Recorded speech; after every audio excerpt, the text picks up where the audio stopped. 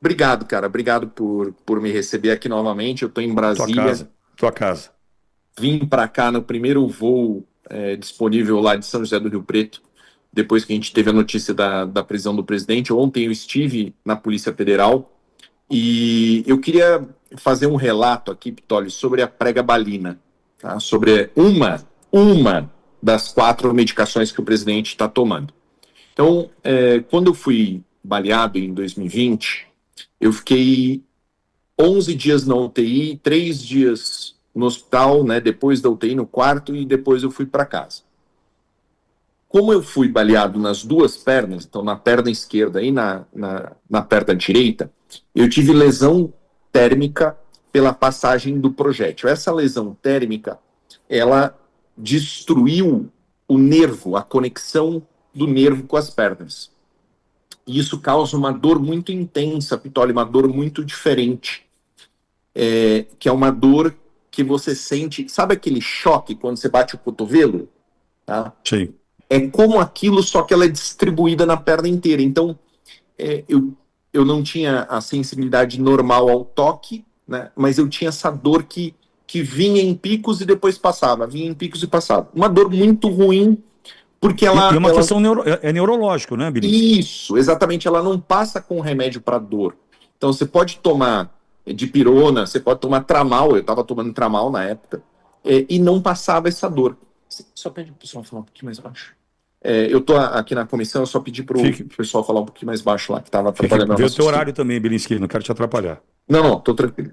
Então, esses picos de dor e essa dor muito diferente que não passa com remédio para dor, eu passei num médico que era um especialista de dor. Então, são médicos que a especialidade deles é lidar com a dor do indivíduo e prescrever um remédio específico para aquele tipo de dor. E eles me prescreveram pregabalina. Eu tomei a pregabalina quando eu estava internado e quando eu saí do hospital, eu continuei tomando. Tá? Eu saí do hospital numa terça-feira. Só que quando você está no hospital, você pô, eu estava com um monte de medicações e você fica meio dopadão, né? Você fica ali pouco tempo acordado, muita confusão mental.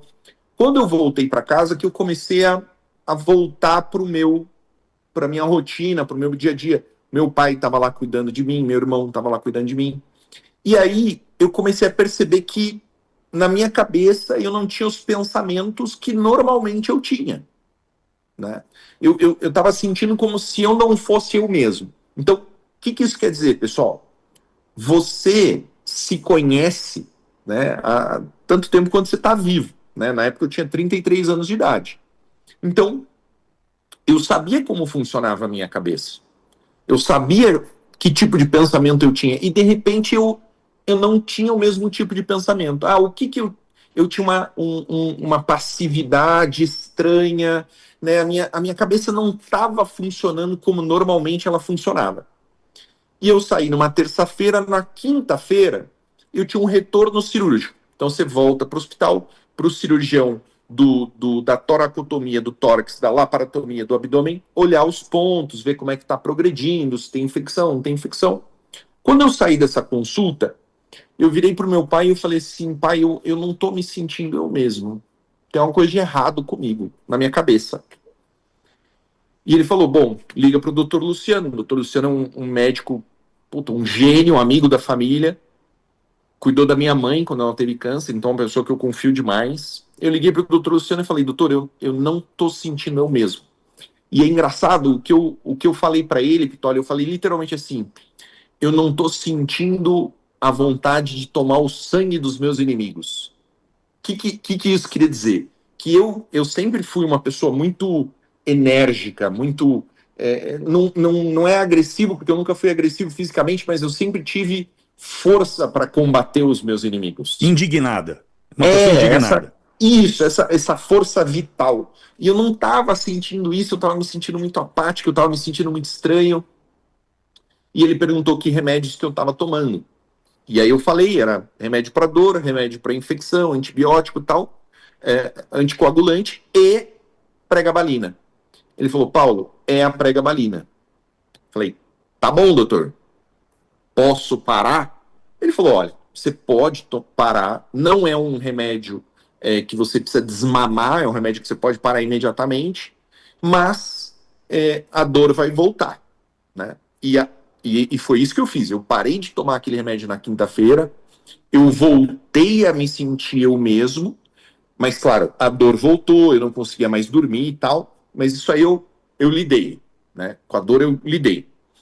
O ponto é, Pitoli, quando a gente viu o vídeo do presidente falando né, do que estava acontecendo ali com a tornozeleira, primeiro, eu conheço ele, eu converso com ele pessoalmente, fora da câmera, fora dos olhares das pessoas. Você também. Você visitou ele, Pitoli, você conhece o presidente. Não é assim, que você já viu ele. Não, você conhece. Então você sabe que naquele vídeo ele não era ele mesmo. Concordo plenamente, plenamente. A voz dele não é daquela forma, a entonação não é daquela forma, a expressão não é daquela forma. Né? O que eu quero dizer com expressão? O presidente é uma pessoa extremamente bem-humorada, né? Ele tem um humor bem característico dos militares da turma dele. Eu sei porque o meu pai é contemporâneo, então, assim, falar com o presidente, falar com o meu pai é praticamente igual, né? O jeito de brincar, né, a provocação, tudo. Ali naquele vídeo, quem conhece ele sabe que ele não estava bem, ele não estava ele mesmo. Tá? E quando eu vi aquele vídeo, eu falei isso para minha esposa, a Carla, que é médica. Ela falou: isso pode ser interação medicamentosa. O que é interação medicamentosa? Então, os remédios, eles têm uma expectativa do que eles fazem, né? E eu posso dizer aqui para vocês com toda a tranquilidade do mundo, a maior parte dos remédios que tem aplicação psiquiátrica, não existe pleno conhecimento do qual é o efeito deles na pessoa. Então, se você conhece alguém que já tomou um remédio para depressão ou para alguma condição psiquiátrica, você vai saber que não existe uma dose certa, né? Sempre existe ajuste, sempre existe período de adaptação à medicação. Então, além disso, além de não existir uma causalidade perfeita entre o remédio e o efeito do remédio, tá? Existe interação entre remédios diferentes. E o presidente estava tomando 4 remédios que podiam ter interação. Um deles sendo a pregabalina. Tá? Então a Carla já falou, ó, pode ser interação medicamentosa, pode ser um efeito assim. Né? O que eu acredito?